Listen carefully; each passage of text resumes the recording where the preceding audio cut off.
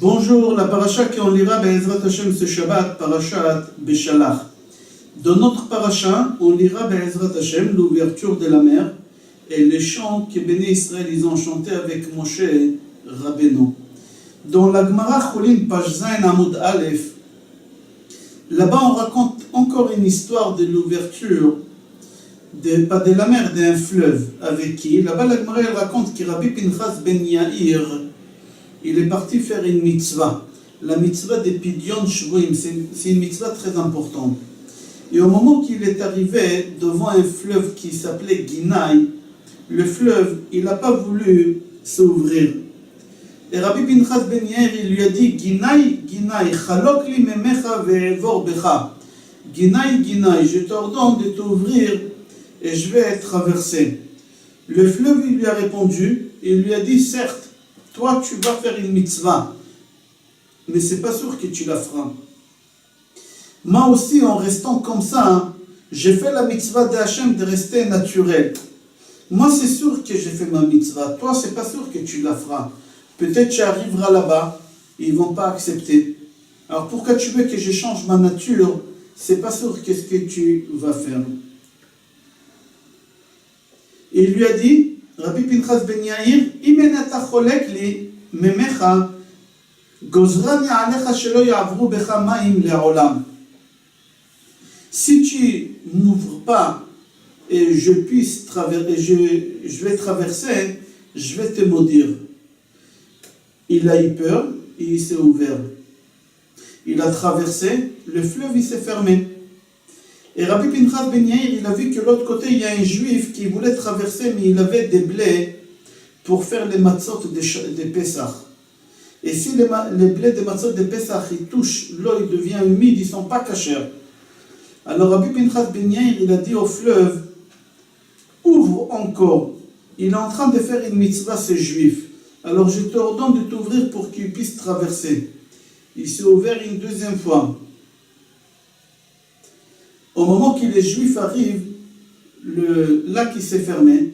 Le Juif il dit à Rabbi Pinchas ben Yair, merci beaucoup, mais j'ai un problème. Derrière moi, il est long un peu, mais derrière moi, il y a un goy, mon serviteur.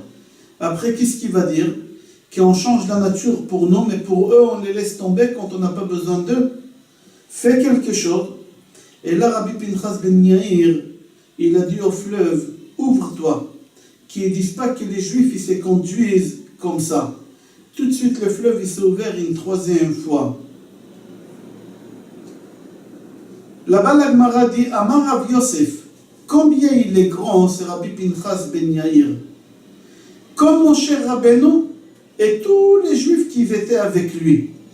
C'est-à-dire, pour que la mer elle s'ouvre en deux, il fallait Moshe et tous les Juifs. Là, ici, Rabbi Pinchas ben Yair, il est seul, il a réussi à ouvrir. C'est marqué dans le pasuk, dans notre paracha, Vayashav ayam lifnot boker le'etano, que la mer elle est revenue comme elle était avant. Dans Bereshit Rabbah, Perek Hei, c'est marqué, c'est quoi le'etano?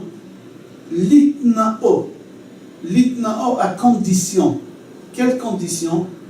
Là-bas le Midrash dit, Akadosh Baruch Hu, il a fait des conditions avec la mer. Au moment que Dieu il a créé le monde, il a créé la mer, il a fait une condition avec la mer. Il lui a dit, le jour que je te demanderai d'ouvrir pour que les béné Israël puissent traverser, tu ouvres sans problème. Le Or HaChaim Akadosh dit, pourquoi Akadosh Baruch Hu il doit faire des conditions avec la mer qu'elle s'ouvre? Voilà, Pinchas ben Yair, sans condition, sans rien, il a réussi à ouvrir le fleuve en deux. Comment ça se fait qu'Akadosh Baruch Hu, la création du monde déjà, il a fait une condition avec la mer? Or HaChaim Akadosh il répond qu'Akadosh Baruch Hu, il a fait la condition avec la mer, pas qu'elle s'ouvre seulement au moment que Moshe il va demander. Chaque fois qu'il y a un rave qui demande à Hachem de changer la nature, il faut que la nature change pour le rave. Et c'est ça qu'est-ce qu'Hachem il a dit. Le problème que Moshe Rabbeinu, au moment qu'il arrive devant la mer elle ne veut pas s'ouvrir. Et elle a raison. Parce que Akadosh Baruch Hu, il a dit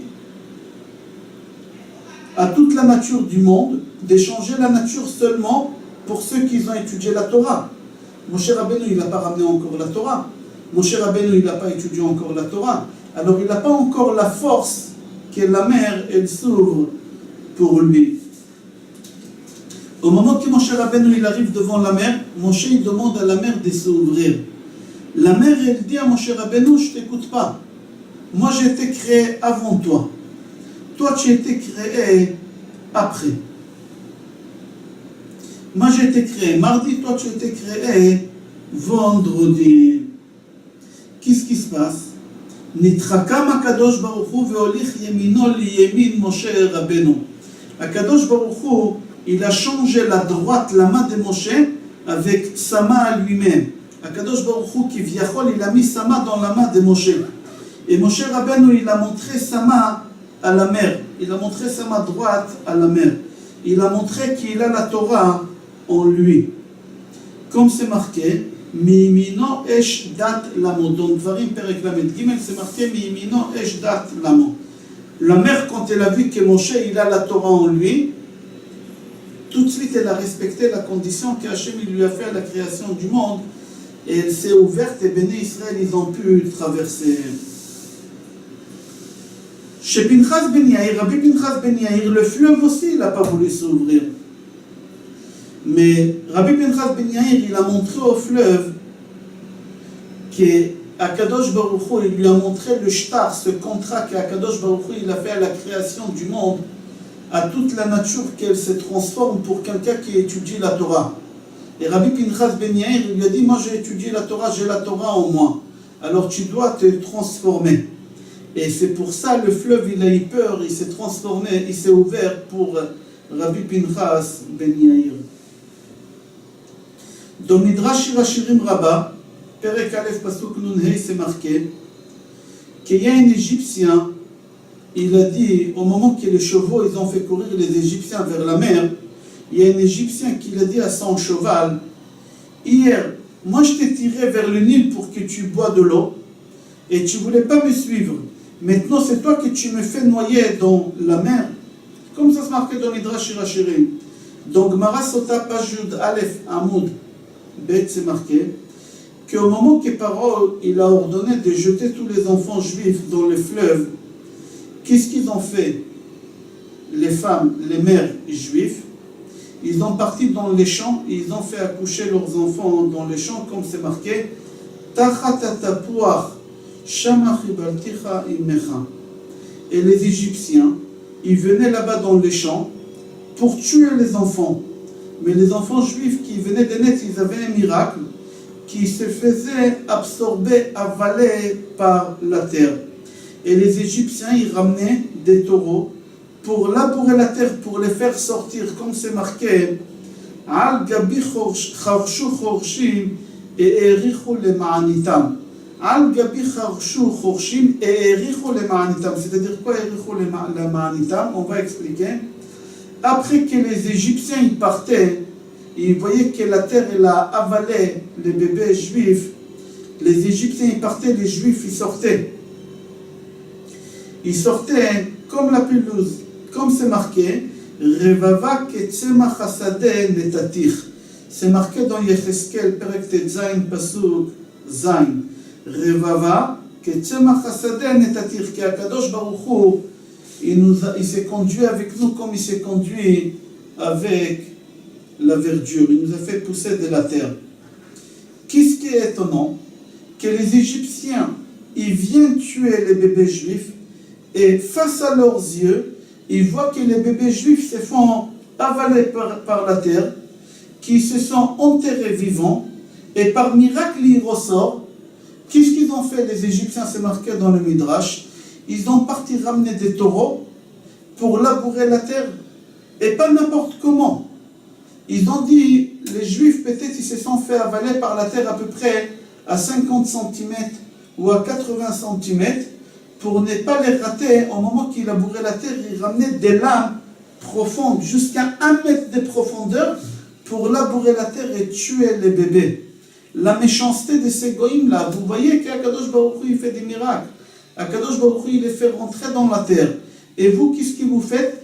Les Ma'anita, comme c'est marqué dans le Pasuk, Al Gabi Charshu Chorshim et Ericho, ils ont rendu loin les lames pour tuer les enfants juifs. C'est-à-dire quoi? Que les Égyptiens, ils ont fait la guerre contre les miracles. Ils ont voulu montrer à tout le monde que le miracle n'existe pas. Je vous fais Shabbat Shalom, Bracha ve'atzlacha et Kol Tov.